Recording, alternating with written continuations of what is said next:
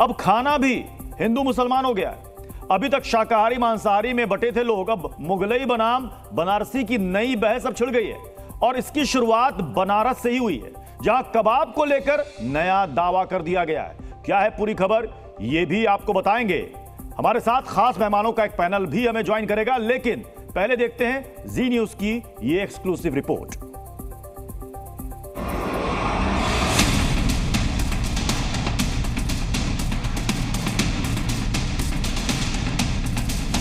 पहले rasgulla butter chicken पर जंग, अब कबाब पर छिड़ा दंगल।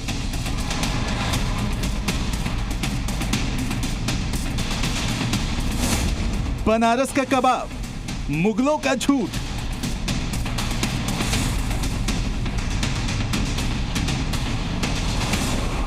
कबाब कौन लाया, किसने बनाया?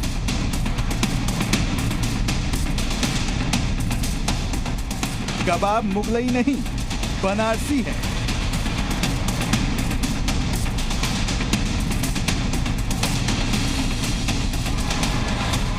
काशी या मुगल, किसका है कबाब?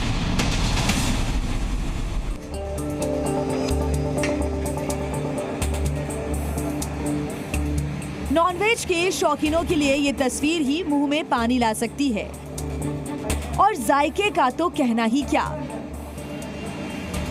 गलोटी कबाब हो या सीख कबाब, नाम सुनते ही भूख बढ़ जाती है, जुबान चटखारे लेने लगती है। कबाब के शौकीन ना मजहब जानते हैं, ना कोई दीवार जानते हैं। उन्हें तो बस अच्छा जायका चाहिए।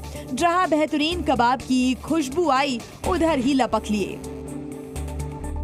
लेकिन अब एक हैरान करने वाली रिसर्च सामने आई है। वाराणसी के रहने वाले वर्तुल सिंह ने अपनी किताब में कबाब को लेकर ऐसा दावा कर दिया जिसने इसको मुगल बनाम बनारसी बना दिया है। वर्तुल सिंह ने अपनी किताब a journey into the heart of the city में ये दावा किया है कि कबाब दरअसल मुगलई नहीं है, बल्कि विशुद्ध बनारसी है। वर्तुल का दावा है कि कबाब की पैदाइश वाराणसी में 12वीं सदी से ही हो गई थी, जबकि मुगल इसके 300 साल बाद भारत आए।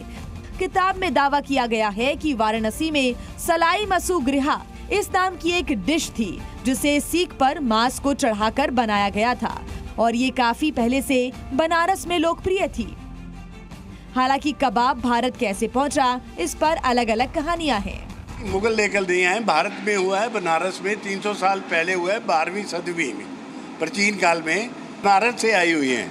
ये बनारस वालों ने शुरू करी थी, ये मुगलों ने नहीं शुरू करी थी। और जो बनारसियों ने शुरू करी थी, वो इंग्रेडिएंट्स किसी को बताए नहीं थी। इंग्रेडिएंट्स का मतलब है कि जो मसाले डालते हैं वो उस समय उन्होंने बताए नहीं थे। ये बाद में लोगों ने देखा देखी उसको बनाना शुरू करा है। कुछ जानकार कहते हैं कि ये तुर्की की डिश है जो अफगानों के जरिए भारत पहुंची। जायके के कुछ जानकार ये भी मानते हैं कि कबाब एक फारसी शब्द है जिसका मतलब है तलना या भूनना, और ये फारस से निकला है, और ये उज्बेकिस्तान के समरकंद से होते हुए भारत पहुंचे।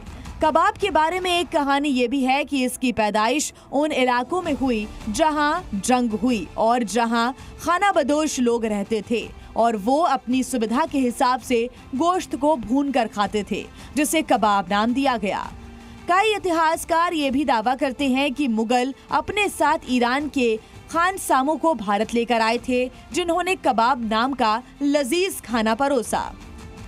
एक मान्यता ये भी है कि 17वीं सदी में औरंगजेब ने गोलकुंडा का किला फतह किया था।